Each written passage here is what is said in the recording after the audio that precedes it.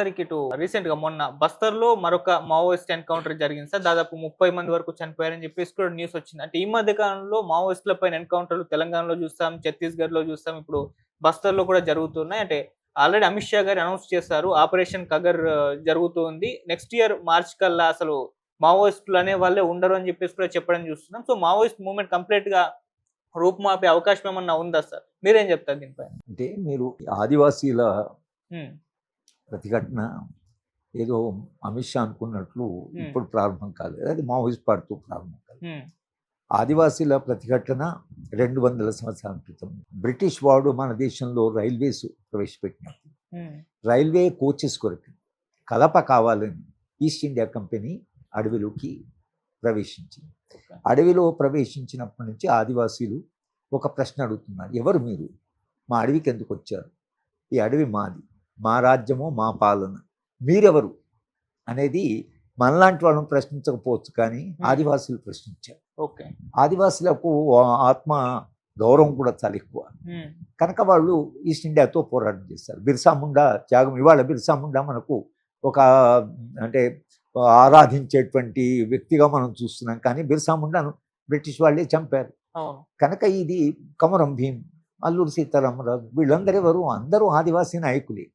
అందరూ ఆదివాసీ నాయకులు చంపబడ్డవాళ్ళే. హ్మ్. ఇవాళ మన వాళ్ళు విగ్రహాలు పెట్టుకుంటున్నాం. హ్మ్. ఈ పోరాటాలు ఇవాళ జరుగుతున్న బస్తర్లో కానీ, జార్ఖండ్లో కానీ, ఈ జరుగుతున్న పోరాటం, ఆ పోరాటాలు కొనసాగింది. వాళ్ళు ఎందుకు పోరాడారు? మీరెవరు? మా అడవిలోకి ఎందుకు వస్తున్నారు? మా వనరులు మీరు ఎందుకు తీసుకుంటున్నారు అనే ప్రశ్న ఏదైతుందో 200 ఏళ్ల క్రితం అడిగిన ప్రశ్ననే వీళ్ళు అడుగుతున్నారు. ఓకే. రెండవది, నక్సల్బరీ ఉద్యమం హ్మ్. వెస్ట్ బెంగాల్లో ప్రారంభమైనప్పుడు 6 నెలల్లో అణచివేశారు. ఉద్యమం ఎక్కువ. శ్రీకాకుళంలో ఉద్యమం వచ్చింది. శ్రీకాకుళం ఒక సంవత్సరంలో అణచివేశారు. తెలంగాణలో ఉద్యమం వచ్చింది. 20-30 ఏళ్ళు నడిచి తెలంగాణ ఉద్యమం వెనక పడిపోయింది. ఇవాళ గడ్చిరోల్లో కూడా బహుశా వీళ్ళు మొత్తంగా చేస్తారు. ప్రశ్న ఏమిటంటే, నక్సల్ ఉద్యమం కానీ, ఆదివాసుల ఉద్యమాలు కానీ, ఏ మనిషి కూడా ఏ కారణం లేకుండా ఉద్యమాలు చేయరు. హ్మ్. మనిషి ఆదివాసులకు వాళ్ళకి స్వార్థమే లేదు, వాళ్ళకి అక్యుములేషన్ లేదు, రేపటి తిండి ఎట్లా అని ఆలోచించరు, అడవినే నమ్ముకొని బతుకుతుంటారు. చిన్న గుడిసె ఉంది, మాకు బ్యాంక్ బ్యాలెన్స్ అంతా చూసుకోరు. వాళ్ళతో పోరాటం ఏంటి అసలు? వాళ్ళు ఏమంటే మా బతుకు మమ్మల్ని బతకనివ్వండి అంటున్నారు. అంత తప్పించి మీ ఆస్తి ఇవ్వండి, మాకు రాజ్యాధికారం అని కూడా అడగడం లేదు. అయినా వాళ్ళ మీద ఎందుకు ఇంత అసలు అంటే ఇంత మేము 26 ఏదో మనము మార్చి వరకు మీరు తొలగిస్తామంటున్నాం. ఇవాళ టెక్నాలజీ పెరగడం వలన సక్సెస్ఫుల్ కూడా కావచ్చు. మీరు నక్సల్లో సక్సెస్ఫుల్ అయ్యారు, శ్రీకాకుళం సక్సెస్ఫుల్ అయ్యారు, తెలంగాణలో ఉద్యమం తగ్గింది, దేశవ్యాప్తంగా పోవచ్చు. కానీ ఉద్యమం జరగడానికి ఉన్న మూల కారణం ఏదైతుందో ఆ కారణంలోకి పోకుండా మీరు తాత్కాలికంగా విజయం సాధించవచ్చు, కానీ ఉద్యమాలు మళ్ళీ ఏదో ఒక రూపంలో వస్తాయి. ఉద్యమాలు ఎందుకంటే ఆదివాసీకి సమస్య ఉన్నంతకాలం వాడు పోరాడుతూనే ఉంటాడు. వాడి చెట్లని, వాళ్ళ గుట్టల్ని, వాళ్ళ వినల్ని, వాళ్ళ ఖనిజాలని మనం తీసుకుంటాం. ఖనిజాలను తీసుకోవడానికి వాళ్ళని ఖాళీ చేయించాలి. మీరు ఆదివాసిని అక్కడి నుంచి ఖాళీ ఎక్కడ తీసుకెళ్తారు? వాళ్ళని ఎక్కడ రిహాబిలిటేట్ చేస్తారు?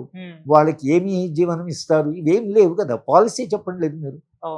మేము నిజంగానే ఆదివాసుల దగ్గరికి వెళ్ళి కూర్చొని ఇది దేశానికి కావాలి, మీరు ఇక్కడ నుంచి మేము మీకు మెరుగైన జీవితం ఇస్తాము, ఈ ఖనిజాల నుంచి వచ్చే లాభాల్లో మీకు వాటా ఉంటుంది, మీకు ఆరోగ్యము, మీ పిల్లలకి విద్య, మీ అందరికీ పని. ఇప్పుడు ఎట్లయితే టాటా జార్ఖండ్ జంషెడ్పూర్ ఆయన నిర్మించాడు. జంషెడ్పూర్ ఎవరి కొరకు? టాటా ఫ్యాక్టరీలో పనిచేసే కార్మికులకి అందరికీ విద్య, వాళ్ళందరికీ ఆరోగ్యం, వాళ్ళకు ట్రాన్స్పోర్టు, వాళ్ళకి కావాల్సిన గౌరవప్రదమైన జీవితం కల్పించి తన టాటా ఫ్యాక్టరీని నడిపాడు. ఇవాళ ఏది ఆ ఆలోచన? ఆదివాసుల కొరకు ఆయన ఆర్చరీ పెట్టాడు. అక్కడ వాళ్ళ ఆర్ట్, వాళ్ళ స్పోర్ట్స్ కూడా మీరు జంషెడ్పూర్లో చూడొచ్చు. మీరు అట్లా ఆలోచించకుండా మేము వెళ్ళి ఆదివాసి అక్కడ నుంచి మేము తరలిస్తాం, లేకపోతే చంపేస్తాం అంటే చంపేస్తుండొచ్చు, వీళ్ళు సక్సెస్ఫుల్ కావచ్చు.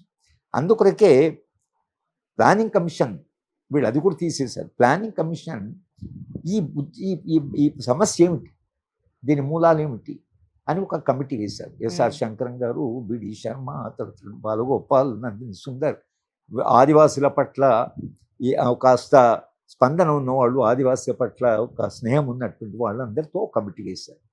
వేసి ఈ కమిటీ మూల కారణాలకు వెళ్ళి వాళ్ళు ఒక సబ్ కమిటీ అన్నారు, ప్లానింగ్ కమిటీ. వీళ్ళు ఒక నివేదిక ఇచ్చారు, ఈ చర్యలు తీసుకుంటే ఈ ఉద్యమం తగ్గుతుంది అనే కారణాలు చెప్పారు. ఆ రిపోర్ట్ ఏమైంది? భారతీయ జనతా పార్టీ ఆ రిపోర్ట్ చూడొచ్చు కదా, కేవలం మేము చంపేస్తాం తొలగిస్తాం అనకుండా ఆ రిపోర్ట్ చదవచ్చు కదా, ఏం చర్యలు తీసుకుంటే ఈ ఉద్యమం తగ్గుతుందని ఆల్రెడీ ఒక పాలసీ డాక్యుమెంట్ ఉంది కదా. వీళ్ళు అవన్నీ తలుచుకోలేదు, వీళ్ళు కేవలం కార్పొరేటు, మేము ఎంతకాలంగా వీళ్ళు కార్పొరేటుల కొరకని వీళ్ళు ఈ పని చేస్తున్నారు మనం చెప్తున్నాం. కార్పొరేట్లకు వనరులను అప్పచెప్పడం కొరకని బస్తర్లో ఈ మారణకాండ జరుగుతుంది. కానీ బస్తర్ ముఖ్యమంత్రి, ఛత్తీస్గఢ్ ముఖ్యమంత్రి ఏమున్నాయి, ఒక ఇంటర్వ్యూ ఇస్తూ స్పష్టంగా మేము కార్పొరేట్లకు వనరులు ఇవ్వాలి, ఖనిజాలు ఇవ్వాలి, చాలా వేగంగా మనం ఖనిజాలతో ఒప్పుకోవాలి, మనం చాలా వేగంగా అభివృద్ధి చెందాలి, మన రేట్ ఆఫ్ గ్రోత్ పెరగాలంటే ఖనిజాలు ఇప్పుడు చాలా అవసరం, కనుక అక్కడ చాలా విలువైన ఖనిజాలు ఉన్నాయి, దాని కొరకు మనం పోతున్నాం అంటే. కానీ ఆదివాసుల కొరకు మనం పోవడం లేదు, అక్కడికి ఖనిజాల కొరకు పోతున్నాం, చాలా విలువైన ఖనిజాలు ఉన్నాయి, దాంట్లో నుంచి మీకు సంపద వస్తుంది. ఆ సంపదలో అక్కడ ఉండే ఆదివాసుల వాటా ఏమైనా ఉందా, వాళ్ళ సమస్యలకు పరిష్కారం ఏమైనా ఉందా, అది చెప్పనంత వరకు ఇవాళ మనం ఉద్యమం అణచివేయచ్చు, మార్చిలో బహుశా ఉద్యమం పోవచ్చు లేదా తగ్గొచ్చు. కానీ మళ్ళీ 200 ఏళ్ల క్రితం జరిగిన ఉద్యమం మళ్ళీ వస్తూ 50 ఏళ్ల క్రితము నక్సల్బరీ ఉద్యమం వచ్చింది, ఇప్పుడు నక్సల్బరీ ఉద్యమాన్ని అణచివేస్తారు. మరి 200 ఏళ్ళుగా మళ్ళీ ఎందుకు వస్తూ ఉద్యమాలు వస్తున్నాయి, సమస్యలు ఎందుకు వస్తున్నాయి? ఆ సమస్యలు మీరు పరిష్కరిస్తే ఈ ఉద్యమాలు రానే రావు. మనము నిరంతరంగా వాళ్ళకి చెప్తున్నది ఏమిటంటే, లోతు పొందే సమస్యలకు వెళ్ళండి అంటే అది వాళ్ళు వినే పద్ధతిలో కూడా లేదు. అది అమిత్ షా దాంట్లో లేడు, ఆ మూడ్లో. తర్వాత ఛత్తీస్గఢ్ ముఖ్యమంత్రి లేడు. ఇవాళ కార్పొరేట్లు కూడా పూర్తిగా అమిత్ షాని నమ్ముకొని, అయ్యా మేము తొందర వనరులు కావాలి, నేను చేసి పెడతాను, మీరు ఆగండి అని చెప్పి, ముఖ్యమంత్రి కూడా మీకే ఇస్తాం, మీరు కొంచెం ఆగండి, వీళ్ళు కొంచెం తొలగిద్దాం, చెట్లను తొలగించుకొని 12 లక్షల చెట్లు కొట్టేస్తున్నారు అంటున్నారు. 12 లక్షల చెట్లు కొట్టేస్తే 1.5 సెంటిగ్రేడ్ మీద పెద్ద చర్చ జరుగుతుంది. ఎందుకంటే 1.5 పెరిగిందంటే భూమండలం మీద మనం బతకడం కూడా చాలా కష్టం. గ్లేషియర్స్ ఆల్రెడీ ప్రారంభమయ్యాయి, మొత్తం మనసంతకు వస్తుంది, మొత్తం ఎన్విరాన్మెంట్ దెబ్బతింటుంది. చెట్టు ఇప్పుడు మనకు ప్రాణానికి రక్షణ. మీరు అన్ని లక్షల చెట్లు కూలగొట్టి ఏమంతా తొందర వచ్చిందని, చెట్లను కూలగొడతాం, మనుషులని తొలగిస్తాం, ఏదైనా చేసి మేము ఖనిజాలు తవ్వుతామని అంటే, మీరు ఖనిజాలు లిమిటెడ్గా ఉంటాయి. ఇప్పుడు వర్షం పడితే నీళ్ళు వచ్చినట్టు మళ్ళీ నీళ్ళు పోయి ఆవిరై వర్షం వచ్చినట్టు కాదది. అది భూమిలో కొంత బంధం ఉంది, అది బొగ్గే కావచ్చు, అది ఇనిమే కావచ్చు, అది కాపరి కావచ్చు, లిమిటెడ్గా ఉంది. ఇది కొన్ని వేల సంవత్సరాలుగా అది భూమిలో ఉంది. పోయిన తరాలు ఎవరు కూడా అది తెలియకను లేక తెలిసినా ఎందుకు అది భూమిలో ఉంది కదా అని అనుకున్నాను. కానీ మన తరం వచ్చేవరకు మనమే చివరి తరమైనట్టు. ట్రంప్ కూడా అంటున్నాడు డిగ్ అని, తోవు అంటే దోకుంటావు, కానీ తర్వాత అయిపోతాయి కదా. అయిపోయిన తర్వాత ఏం చేస్తారు, వచ్చే తరాల సంగతి మనము మినిమం యూజ్ చేసుకొని మ్యాక్సిమం వచ్చే తరాలు కూడా కొంత వదిలిపెట్టాలి. మన బాధ్యత వచ్చే తరాలకు ఉంటుంది కదా. ఇది ఏమి ఆలోచన లేకుండా, ఒక ఫిలసాఫికల్ అండర్స్టాండింగ్ లేకుండా మేము ఖనిజాలు తోకుంటాము, ఆర్థిక అభివృద్ధి కావాలి, ఏం ఏమవుతుందో ఇది ఒక అంటే దగ్గర చూపే, కానీ దీనికి దూరదృష్టి ఉన్నారు. చాలా ఇది అంటే వాళ్ళు నేరో అప్రోచ్, చాలా సంకుచంగా మనం ఆలోచిస్తున్నాము. దీని గురించి పునరాలోచించవలసి ఉంటుంది. ఉద్యమాలు ఒకవేళ మనం అణచివేసినా సమాజంలో చర్చ జరుగుతూనే ఉంటుంది. భారతీయ జనతా పార్టీ చెప్పినట్లుగా ఇది చివరిగా వాళ్ళ విక్టరీ కావచ్చు, కానీ అది వాళ్ళే విక్టరీ కాదు. ఇంకా కొన్ని వందల సంవత్సరాల చరిత్ర ఉంది, మానవ చరిత్ర. మనమే ఉంటాం కదా, ఇంకా ఎంతో మంది కొత్త మనుషులు వస్తారు. అట్లా చరిత్రను దృష్టి పెట్టి ఆలోచిస్తే అప్పుడు కొంత వీళ్ళు చేసే పాలసీలో కొంత తేడా రావడానికి వీలు. Right sir, thank you so much. Right.